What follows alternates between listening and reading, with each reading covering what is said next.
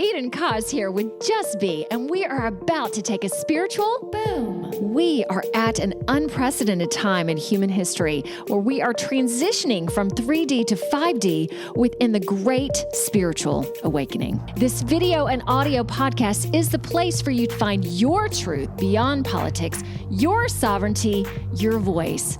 Let's kick up your vibration now. By the way, each episode ends with the Just Be practice to do just that. P.S. Just to know a little bit more about me, I'm a psychological empath, meditation master, dimensional healer, all the things to help you within this ascension. To learn more about me, visit me at edenjustbe.com. And let's get this party started. Oh, I heard some Southern accent in there. Oh my gosh, very great. Yeah, I am from Georgia originally. Okay. Yeah, right. Yeah, I'm from And South then- Carolina. I was like, That's very No nice. way. yeah. Okay, we might have to chat a little bit about that. Yeah, I used to talk like this. I mean, very Southern, but I really corrected that, and now I'm up in Ohio right now. So it had It's awesome. left long before here, but I do love y'all. Like I'll continue with that. Psh, definitely. I'm never giving up y'all. Okay. Now, Jayme, before I begin, I do some moving, sometimes some shaking. Nice. Whatever's comfortable for you. Okay, and now we begin. Eden, Just Be Spiritual Boom, in association. I'm so excited about this. In association with the Grassroots Warrior Network. Well, hello, Jayme Price. How you doing? I am doing well. Thank you very much. Nice to meet you. Thank you. And we like to welcome you to all the listeners and watchers for the show. And you and I chatted a little bit beforehand, but I'll just go ahead and mention it here. This show is based on the Great Awakening, and I've almost been doing it for 2 years at this point. So it started out, very spiritually based. And I would say in the past 7 to 8 months, totally started becoming dimensionally based and galactical based. And knowing you are very articulate as well. Yet knowing the folks that are listening are coming into things. So just know that as we continue. Okay. And I haven't even gotten to Jayme's bio, but we'll learn more about that in a minute. So I wanted to start our show with a quote from Jimi Hendrix, who I'm not familiar with. So you can talk about who she is as well. There was a quote that you delivered from her, and I love this. Ooh, I'm going to get heartfelt for a second. When the power of love overcomes the love of power, the world will know peace. I think that's a really good intro for us. Now, let me read about you, Jayme Price, author of Opening to Light Language, and we're going to talk about light language today, and the Cosmic Consciousness Ascension Deck, is an energy healer, channel, and teacher. For over a decade, she has been teaching the path of empowerment as humanity moves through the natural process, even though it doesn't quite feel so natural right now, of ascension, an ever-increasing conscious connection with the subtle realm, which is indeed what is happening. She developed a profound healing modality called Crystalline Soul Healing with her Lyran guides. It is a powerful alchemical template of soul progression that heals and empowers, bridging the inherent wisdom of the human self and higher self. In addition, Jamye channels healing energies in the form of light language, which are transformational creation codes that further align your soul.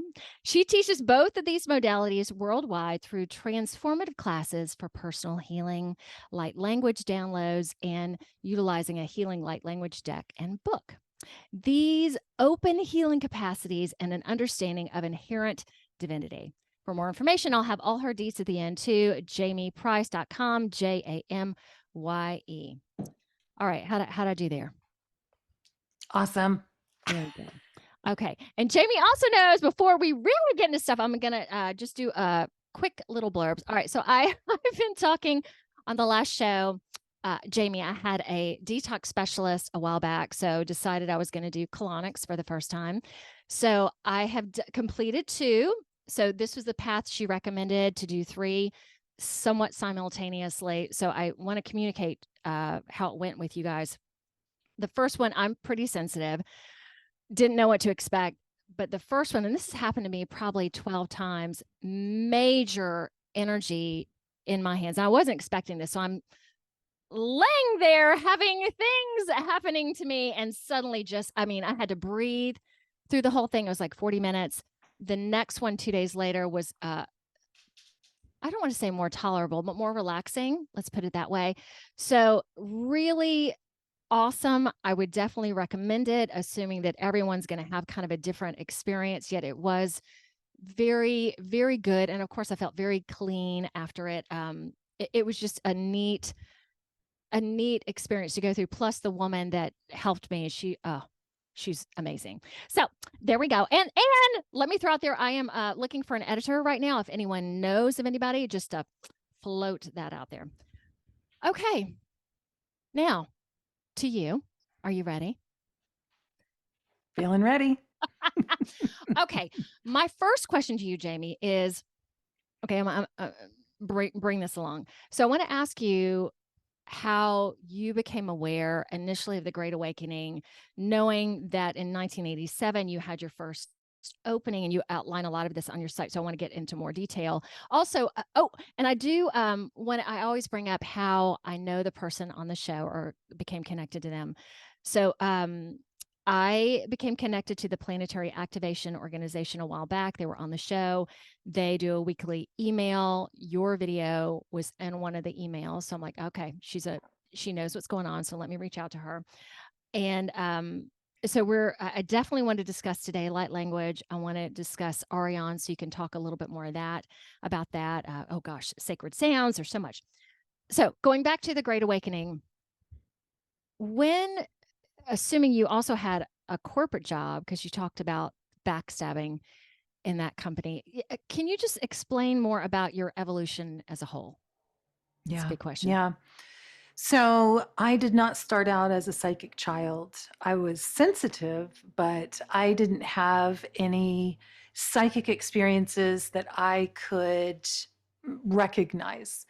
And I love that we all have that different journey, because it gave me a very specific perspective, just like someone that had that at a young age would have a different perspective. But I even tried when I was in high school and I could not make anything happen. Like I read a book that talked about astral projection and I was trying so hard and it just wouldn't work. And Okay, wait. Let me ask you this. We just figured out too, you're from South Carolina. So yes. what was it like attempting that, knowing I'm from Georgia, attempting that in Aiken, Southern? Was everyone like, oh, okay. Or did you kind of keep it to yourself trying it? Yeah, explain that a little bit. It just wasn't something that I was very aware of one way or the other because, we went to church every Sunday, but we weren't very like a religious family or anything. It was just more, good moral guidelines. So I wasn't really immersed in things that felt too much like restrictive dogma. And so all of that, I mean, certainly there wasn't people talking about astral projection or psychic experiences or anything like that. So really it was kind of just this open experience of not too much focus around anything except physical life.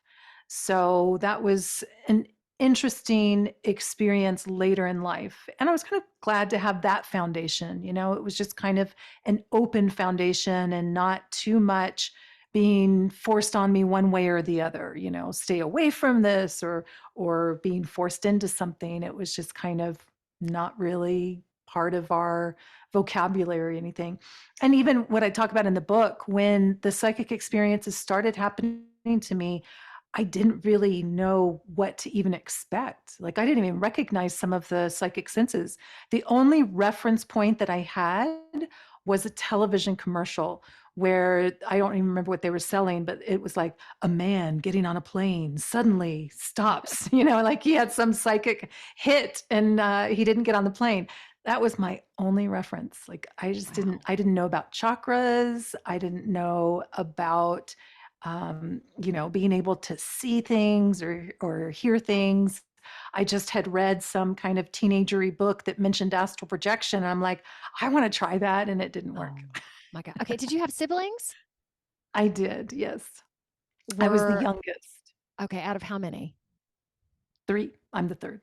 Okay. What were any of them interested in anything opening, or were any of your friends, or was it just kind of No, you? not when I was young like that. Once I was in my later teens, maybe early 20s, then we started talking about experiences more because then come to find out, through my mother's line, there was plenty of experiences. We just didn't talk about them.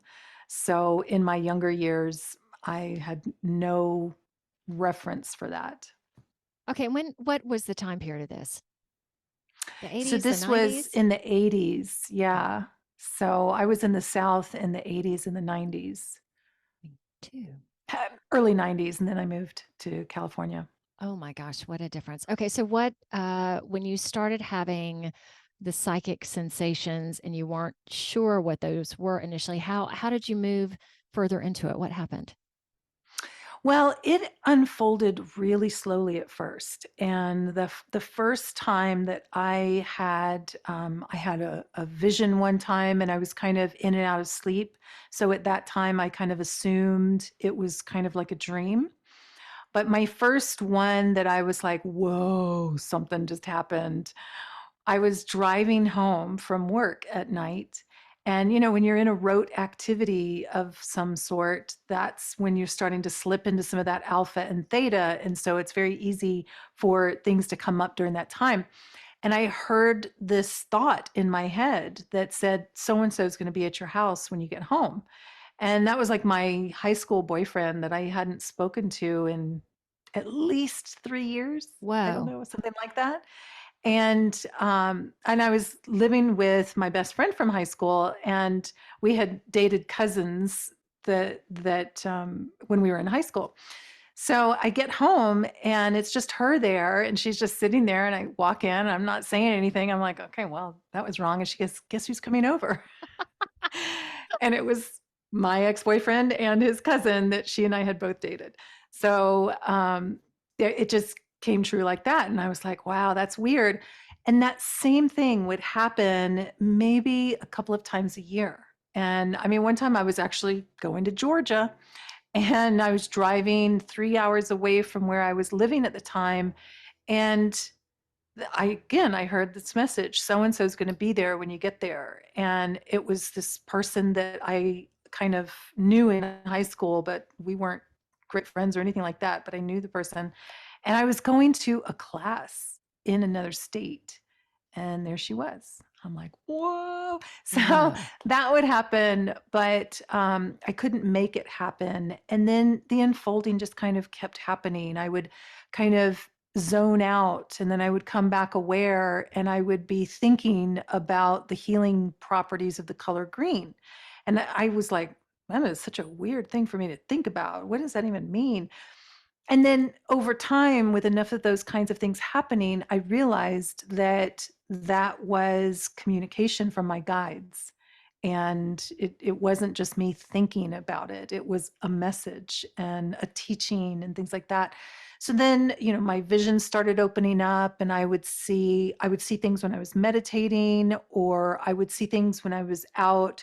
And sometimes I would see people connected by their chakras, and different people would connect in different ways. Sometimes people are connected via the heart, sometimes it's lower chakras, sometimes one's in the heart and the other's in the second chakra. So I was seeing those kinds of things, and I So still what did didn't you think of really that have initially? reference for it. Right. I mean, what did that look like to you? Were you just like, "Oh my gosh, what is this?" Or what? Okay, I'm not really quite sure. What? Yeah, explain. Yeah, what did you see? Yeah. Did you So by see? the time by the time that started happening, I mean, it just looks like light Okay. connecting them. And so by the time that that started happening, I was starting to look around for information, and it was starting to certainly become clear to me. I knew I had psychic impressions, that was clear. And I knew I was getting communication of some sort, but I couldn't make the communication happen at that point. It Mm. would just happen when it happened. So all kinds of just synchronistic events kept moving me along that path, but it was just, I was just working and that kind of thing was happening from time to time. And then it just grew in intensity. And kind of one of the next big things that stood out to me is by this time I was doing massage therapy. And so now I was kind of around some people that were a little more interested in spiritual things or psychic things, things like that. But even then, it wasn't like a big conversation all the time.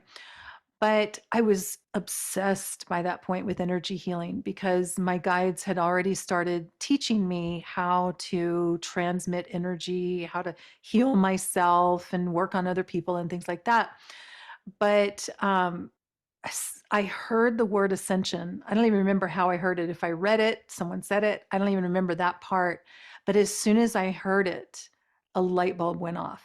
And I was like, boom, that is it. That is, I just knew that was everything that I was focused on. And from that point forward, even energy healing, I was like, this is my obsession. Everything that I do will be somehow based in this. So even if I'm at corporate or whatever, I will be doing energy healing on the side. So Wow. Okay. Your background just I darkened. know this. Isn't that The light just went out. crazy? Oh my gosh. What did you do before massage? So before massage, I was actually mostly waiting tables Okay. and I was acting, I was like pursuing creative stuff. And then the acting really dried up. They're in SAG strikes right now, and the strikes had happened around that time, and it just became really hard to get work or get an agent and things like that. So I looked at doing something else, and I found massage therapy, which I really, really loved because it taught me so much about not only the body, which I had always been interested in that because being a dancer, but the kind of empathy that I had and the sensitivity that I had, all of that really stood out with massage therapy. Was this when you were in California? Yes. Okay. And I'm assuming, did a lot of people that came to you for massage, was it because they were hurting or, oh, I just want something to feel good, or a combination of everything? It was a combination of everything because mostly I worked at a spa and then did some private clients, but the spa was the more consistent work. So even at that time, I would start working a little bit with the energy healing. And at the end, I would do just a hint of energy healing for their highest good. And it was always interesting because I would use a certain visualization. And most times, people didn't recognize per se what was going on. And they were just like, I just feel so relaxed. But of course, massage is relaxing anyway. But I had two clients over that time frame that were like, I feel like this just happened, and they precisely described the Oh, visualization that I was using. So I was like, yay. yay. So exciting. So you heard the word ascension. Did that, because my being in spirituality for a really long time, yet really being woken up like 3 years ago in terms of, oh, look at what's going on there and look at what's going on there. When did that piece occur for you? Like the bigness of it? That was probably somewhere in the early 2000s. Okay. Yeah, that would be in the early 2000s. So late 90s and early 2000s was when I was doing massage and all of that was opening up. So yeah, right around in there. Was that, given that you're one of the, I call it the early birds, was it lonely or isolating at the time, or how'd you work through it?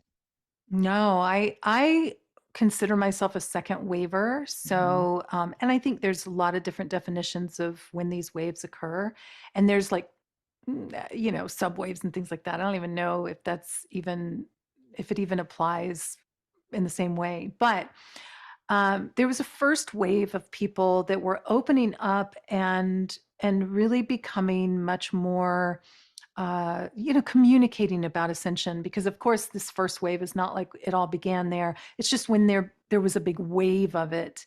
And that was in the mid 90s, the early and mid 90s was that first wave.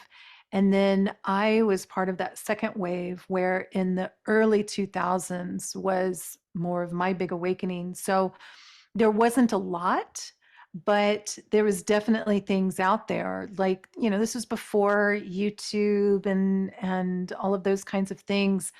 But you could find websites and you could find events. I was living in Los Angeles, so there was plenty of things available and books. And, there was the Bodhi Tree bookstore where there was all kinds of things. And so you could go and find out information. And although even at that time, light language was out there, but I didn't know anything about it and I wasn't seeing anything about it. It was out there. It's just I hadn't come across it yet. So, and it was sparse at that time. But yeah, I was part of that second wave in that time frame. I want to ask this.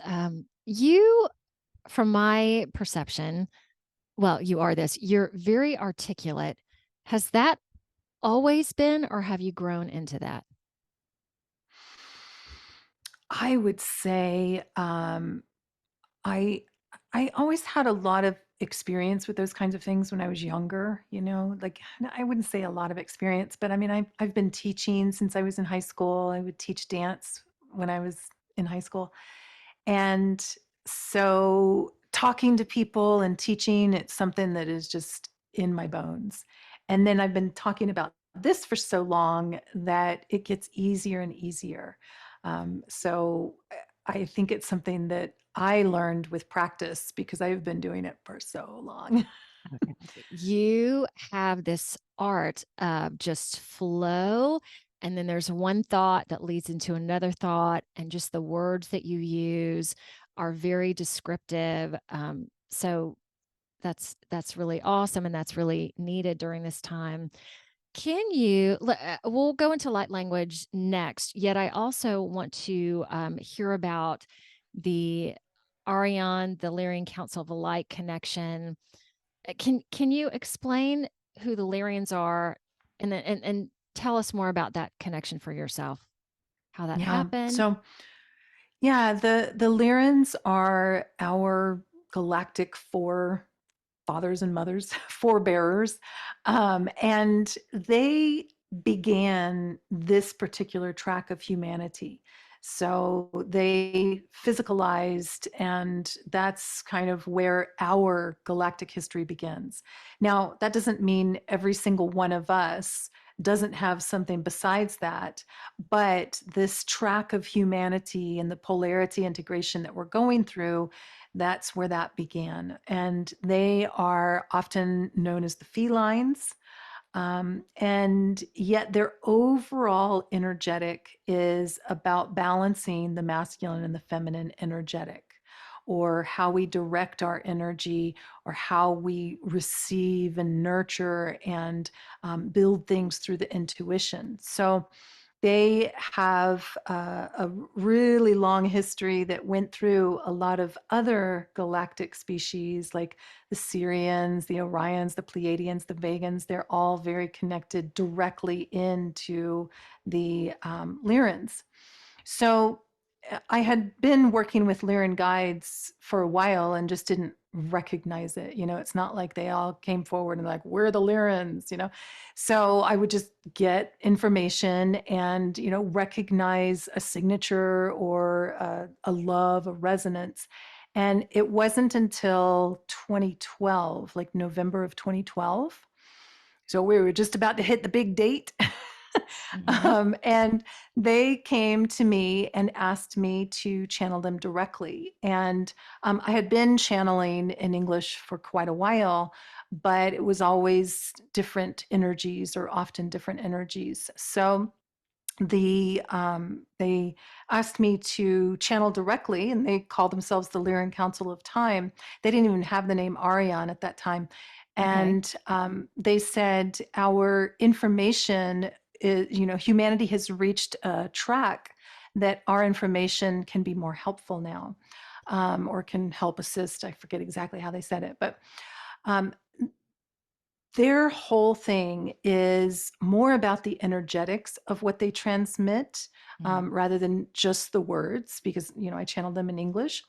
But their core message is about fine tuning our understanding of our energy flow, the masculine and feminine energetic, or the give and the receive, all the ways that we could subcategorize those two macro separations, and that flow of that energetic, so that we're much more aware of how we're receiving the world around us, what we're doing with that information. Because just like a breath, you take it in and you transform it in your body. You break down those little molecules and then use certain things and transform them, and then you exhale something different. And that same energetic is in everything that we do, whether that's someone that we're interacting with, or it's something that we're watching on, I would say TV, but you know what I mean. No one Yes. does that anymore. Something that we're watching somewhere, or we're reading, something like that. We're taking information in, and then some of it we're not even aware of, because we're within a collective, and so we're immersed in a field of information.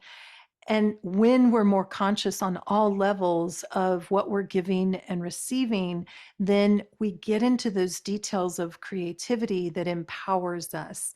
And it's what changes the world, the loving individuals boldly living their lives. And that doesn't even necessarily mean that we're yelling our lives, that in our silence, we are clearer about what we're receiving and emitting, and that whatever we're taking in, we're transmuting. And that's that. This is not new information. It's a reworking of information that's already been here. But in many ways, this is the same as the shaman's death.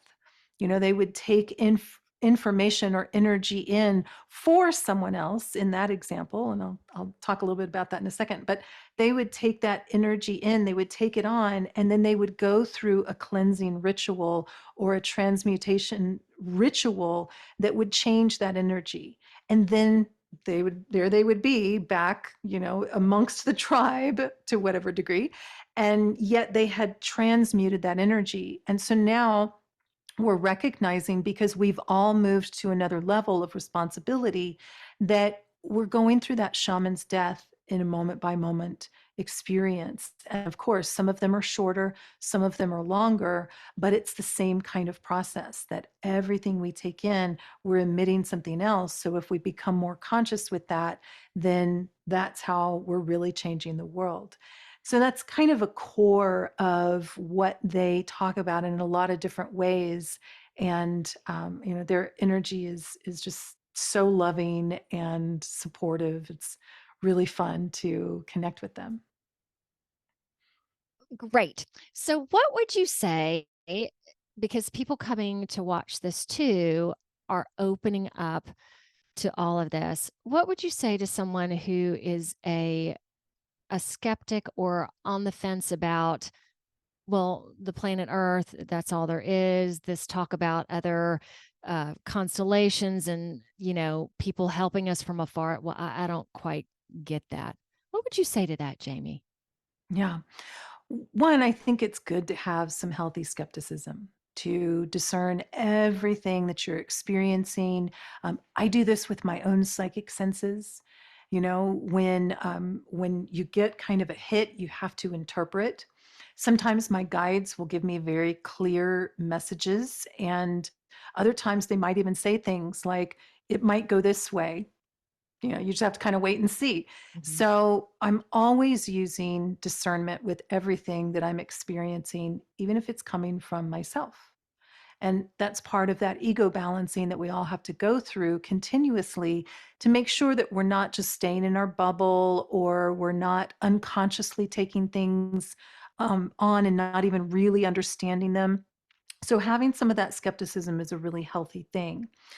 And Ultimately, the whole galactic experience is all about us being human. And that is really the most Good. important thing. That even with channeling Areon and the information that they're giving, I am still just here having a human experience and continuing to integrate a deeper understanding of the infinite aspect of ourselves or the subtle aspect. So being human is always most important. And then if someone gets value from the information, then follow that value.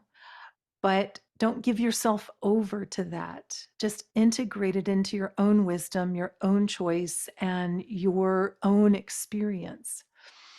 And whether or not they're helping us or working against us, because that's another narrative that's out there, it's still coming back to we are having a human experience. We are also within a vast realm of so much life teeming around us. And we are all subject to physical law and universal law.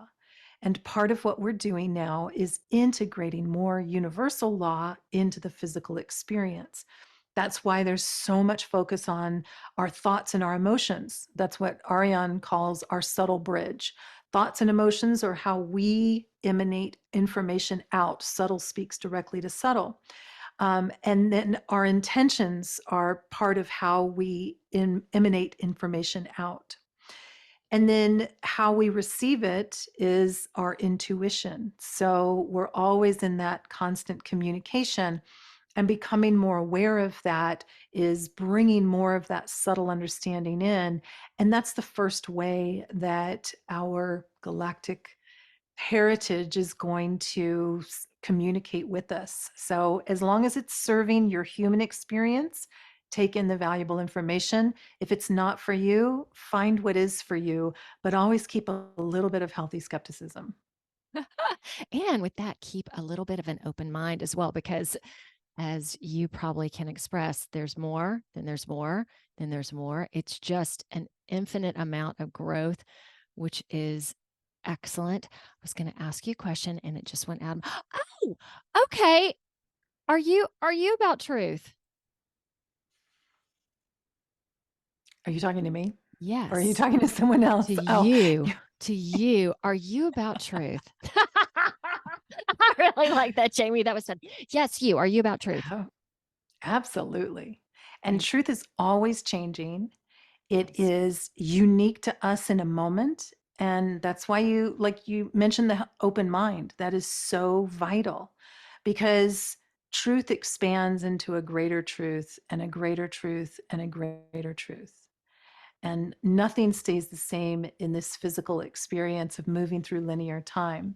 And so you have to be willing to let your truths change along with your expansion and trust the self and keep that healthy skepticism and that beautiful open mind and that open heart because we're always expanding here and truth is the way to go.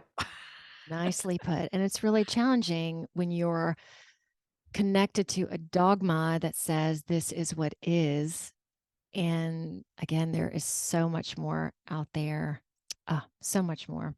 Thank you for sharing that as well. In terms of light language, let's go into that because I watched one video where you explained it beautifully. Because I do light language as well. I do words and tone, and from what I understand, there's also like a sign language or just a flow through your body. Can you talk more about that? Yeah. So, light language is something that is natural to all of us. Anyone can do light language. They may not necessarily want to. It's a little odd now, but so awesome. But it is something that's just natural to us. And there is terminology for it all over the world in all kinds of ancient texts. So it's very natural. And it is just we could call it a unique form of channeling or a subtle, non-linear form of communication. So when you are transmitting or even receiving light language, you're using a different part of the brain than we do when we're communicating with a language that we know. So we're using words right now that we've memorized, and we contextualized them, and then we use them to find that common ground. So we're using the language centers of the brain. When you're using light language, when you're transmitting light language, you're using a different part of the brain, more of the limbic system or the emotional aspect of the brain. And so you are feeling it and experiencing it and communicating in a very different way. And even just with emotions, I was taught by my guides to consider emotions like a vast library of information. Because when we feel happy or we feel sad, we are tapping into a bandwidth or a frequency that is a vast amount of information. And it's similar to light language with that, because there's a lot of information that is coming on along with whatever we're hearing or seeing. And now, again, even why I say this is natural to us, I mean, the skill is actually natural to us. Anyone could do it, theoretically, unless they are staying too mentally contained. But the the information flow is similar to what we would associate with some of our own subtle communication, like body language. This, Mhm. I'm saying something here and you can figure out what I'm saying. I'm either mad, upset and protecting myself, or maybe I'm cold. But there's information being conveyed there, and that same thing happens with light language. There's information that you're hearing or seeing, and then there's a vast amount of information that is flowing along with it. And what it represents for us is being able to hold consciously more of that multidimensionality, that we can communicate either speaking or singing, or something that's visual, like we're writing it or it's moving through the body, that we can communicate with that and intentionally bring along a vast flow of information with that. Now, that information may or may not be conscious, but we're accessing more of our multidimensionality in a conscious way. Very nice. And Let there you be light. oh, look at that. Okay, the light just came on behind her for those that can't see Jayme. And when she was talking earlier, she had her hands crossed when she was talking about being mad or closed off. Okay. I know you write in one of your deck, I think is light language written. So sometimes for me, when I don't do it for all my clients because they're all at different levels, and some I can be like, hey, I don't know what's going to come on. Are you cool if I just do whatever? And they're like, yes. It sometimes I get a little taken aback as to what's coming out of my mouth, and being free with it, and me not being self-conscious with it at all. When you first started, oh, I think I read something you talked about what people coming in your living room when you first started channeling. Tell me if I have this right, that a party's like, okay, here we go. When all of this first started happening to you, were you self-conscious about it? Are you not self-conscious about it at all anymore? Tell me about that. Both of those. So when it first started, oh my gosh, it took me years to become comfortable. And that was back in the day before there was YouTube, or it wasn't known, it just was kind of like very on the fringe, actually, and people didn't know much about it. So as it started happening to me, it started smaller for me and in the context of healing. So people were coming over to my house, they would be on the massage table, and I wasn't doing massage at the time, I was doing energy healing, but their eyes were closed and it was signing through my hands. So it was nice and silent, and my guides were talking to me just like they always did when I did energy healing. So that was very pleasant until the sound wanted to start to come out. And then I was so shy and like, oh my gosh, this is so weird, and people are going to think I'm weird, and I can't even be normal anymore. And so it took a long time for me to even become comfortable with that. And so I would generally, most times it was happening well, all times back then, it was happening in a healing context. It was either me by myself, or I was doing energy healing, or I would go to a channeling or a class or something like that. And now So I had not to at the sit in the grocery back. store, just picking out bananas. Like, here it Not comes. yet. Oh my. Okay, say very select times. Exactly. That used to be always what I said. I mean, it's not, I get to still go to the grocery store like a normal person, but of course I live in Sedona, so it has even happened at the grocery store. But even then, I was talking to a Oh friend and my it started gosh. happening. And so we're standing across from each other and I'm like, blah, blah, blah, blah, blah. But I'm just kind of whispering it. And somebody just walks by, doesn't even notice. I'm like, well, there we go. It's Sedona. Okay, and literally this was at the grocery store? Yeah. But that was after I was comfortable with it, because it took me Right. years to become comfortable. And I would have these unusual situations, like I would meet someone, or a friend that felt comfortable with it. I had a massage therapist that was working on me, and she always was seeing it. And she's like, "I don't know if I'd want to be in public with you like this, though." And I'm like, Shh, "I totally understand that. I don't blame you." So it just kind of had there was steps along the way to make me more comfortable, until I got the guidance to do a public session. And I invited friends and clients, and they invited friends, and that story is in the book. But it was traumatic and so worth it, because Wow. it burst out of me when the first person came up there so strongly Wow. that it made that person just have like the kundalini kind of laughter, like the laughter that won't stop, not the laughing at me. I mean, she had already seen it. And then it made a child cry. So I was like, Gosh. wow, no one is going to come up here, and I'm just going to be sitting up here, and this is going to be so embarrassing. And everybody did come up, and then afterwards we shared and talked about it, and that was really helpful for me.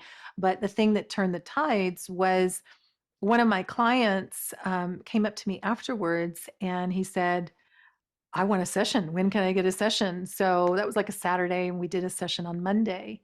And he had already had sessions with me, but I kept it inside.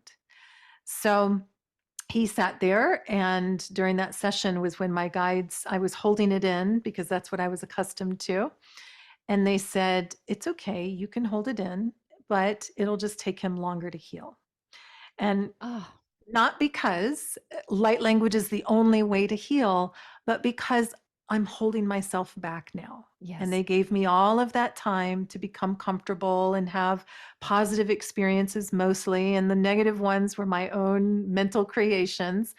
But here I was at a choice point, and I could not do that. Like, knowing that someone came for a healing session, I could have done more, but I was too shy. So if it wanted to flow, then I would allow it to flow. And I never turned back since then. Well, Man. almost, but Wait a minute. What do you mean? well, when I did my first CD, I recorded them, and then I think I had like 3 days before I went back to the recording studio to do all of the editing or whatever. I don't quite remember, mix it with the music or something. And I listened to it once, and I was like, "Oh my gosh, what have I done?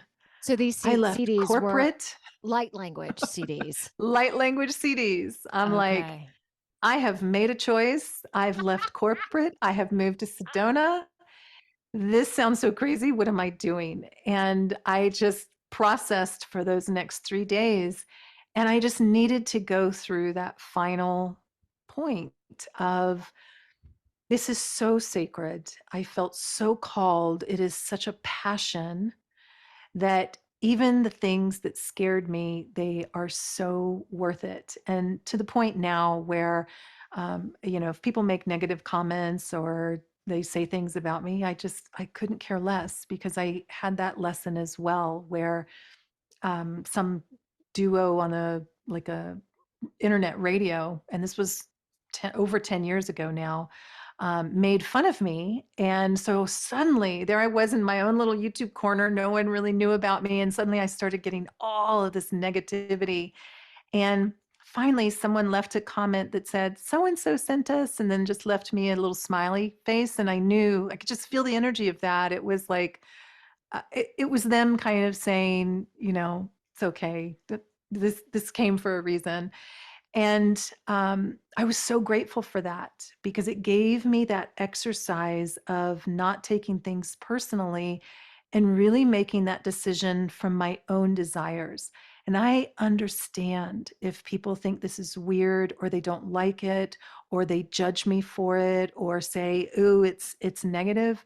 They can have all of those feelings and they should follow whatever their own discernment says. If it's not for them, go find what's for you. But I know that this is so beautiful and sacred, and it's so healing, it's so loving. I will not suppress that in myself because someone else doesn't understand it. So I'm so grateful for the long journey. And I'm grateful now that I get to help people shorten that journey and open up in community and recognize that they deserve to shine their light and to express it in the ways that it's coming forth, even if it doesn't make sense to other people.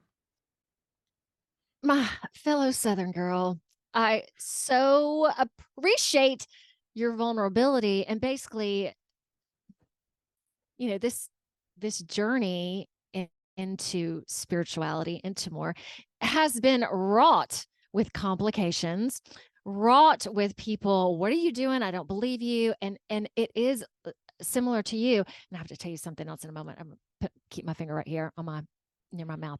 Um, just like you, I'm just going to keep going. Okay, you're trying to bring me down, yet I just feel that this is my truth and this is what I need to do. And just stepping into it, doing what you have done, regardless of feedback, regardless, and knowing it's so needed right now. So thank you for that. And I have to tell you, as we're sitting here talking, my mouth for like the last 10 minutes has been quivering. And okay, what kind of knowing what that is, what would you say to that? I mean, it's like astounding. I'm sitting here kind of like, can people see this is happening to me? What is that, Jayme? So your physical body is showing you that you're Mm, having some sort of energetic change. And so the mm. the quivering that's happening, it's happening in a very specific place. And it's a physical experience of energy moving. So, something very specific with communication, Uh-huh. with the throat chakra and manifestation, but definitely related to communication. You're noticing that shift right there. Okay, so sitting here with you and it's happening right now. We didn't talk about this because it's been a long time since I chatted with your assistant about being on the show. We talked about at the end of my show, I do a just be practice. So it is just something based on, what we talked about, ascension based, just opening you up. Are you okay doing something for us here? Okay. Just be practice. Yeah. So go ahead. What would you like to do today? Knowing that I might interject with all this wiggling going on. Try not to. So I love that your overall focus is to just be, Yeah. because that's the thing that can kind of throw us for a loop in the physical is, "Oh, I have to do more." And of course, we're in the realm of physical activity, so we're going to be taking actions, and that being is so important within all of that. That we keep that attachment as well to our own depth, our presence, and our groundedness. So I will do some crystalline soul healing, which is the other modality that I I didn't even do, talk and about that one's that. silent. Okay. Yeah, that one's silent. There's no movement to it, and so it certainly goes very well with light language that is, it's visual and auditory. So I'll do a crystalline soul healing and light language transmission just to help us ground into our presence. And what I would recommend for everyone is just take a nice, relaxing breath. And if light language is new to you and it makes you feel more comfortable, please set your own intention, and you can say something like, I only allow what is for my highest good. And that's just your acknowledgement that as a sovereign being, you're open to receiving whatever benefits you, and that you're making a conscious choice that if it's not for your highest good, then there's no effect for you. And as I'm doing the transmission, just see what you notice. If you have any physical sensations like mouth quivering, or if you have any thoughts or emotions or any kind of psychic impressions that you notice, just be aware. And it's perfectly fine if you don't notice anything. Yes. Bromahnias sana ashtayarut ukurem. Krema stanut sum charuk and kraelel remet orat maruk o tektirum. Hamdiara san steyra krandat im kral runu oat. Tamia sun shairuk urk kam kor sterumat sum chairikret iet anant bremem ka. Sum shano turet ektiere teklel renand bremas yesano shorata. Kani erut usu. Karam stanut sum charakurut tuquam. Karma iet. Kalur kua. Kam kruremat in. Samjarak nandut u kuretik tielel.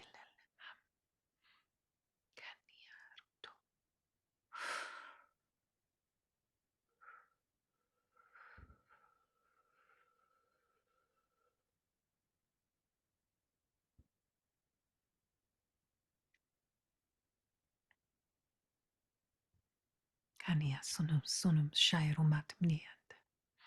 Gromak ansharak ot krat hatianat bramamat in sun shurkumandat urtand kal ranandat kror mat sam chayak randat grendet ektel ranandat him sunuchut ua.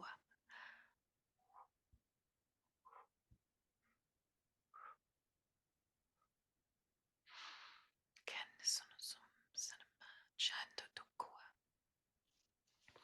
Gronot o kurtakrama. Hotsunum shreir groramat bra. Kam kroramat mnin het inin. Nin her no nsukrorta krier to kokum.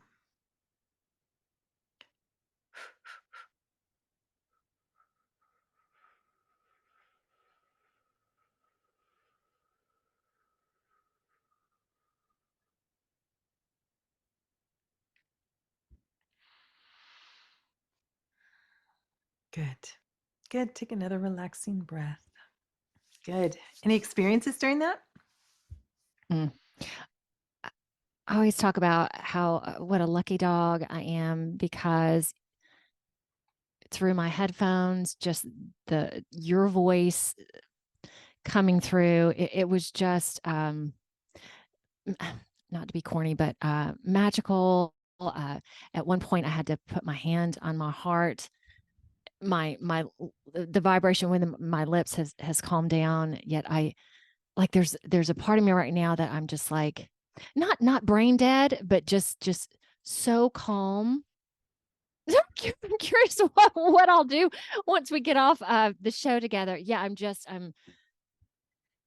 feel like just sitting and just staring out into space for a while. And it's really good. Nice. Man, excellent. And oh my gosh. Thank you so much. And I told Jamie when we got on the show that sometimes I mispronounce things. I don't mean to. So Crystalline Soul Healing. I think I said crystalline. Crystalline. Yeah. Mm-hmm. That's how I pronounce it. They both work. Okay. Oh, thank goodness. Can you stay with me just a second after we say goodbye, just so I can say goodbye in person? I am so grateful for you being here, and I feel that your transmission that you just did. How do I put words to it? I felt like it was so, again, not to sound corny, it was so important. So important, not for just the people who are going to be listening and watching the show, but bigger than that. So, yay. Thanks. Yay. Thank you. Yay. So again, appreciate your heart. Appreciate you being here. Appreciate all that you're doing right now, especially during this pivotal time. And thank you so much for being on Just Be Spiritual Boom. Thank All you right. so much for having me. You're welcome. All right, everybody. Jayme, hang with me for a second. See y'all next week. Bye. So cool of you to be here. I went from being off most social media to being on Facebook, Instagram, LinkedIn, or True Social, and you might be watching this on YouTube, Rumble, or BitChute. Or you might be listening to this on Apple Podcasts, Google Podcasts. I'm on over 19 directories at this point. So connect, comment, subscribe, like. Oh, and my intention is to have a new episode out Wednesday of each week. Oh, Lordy, more to come.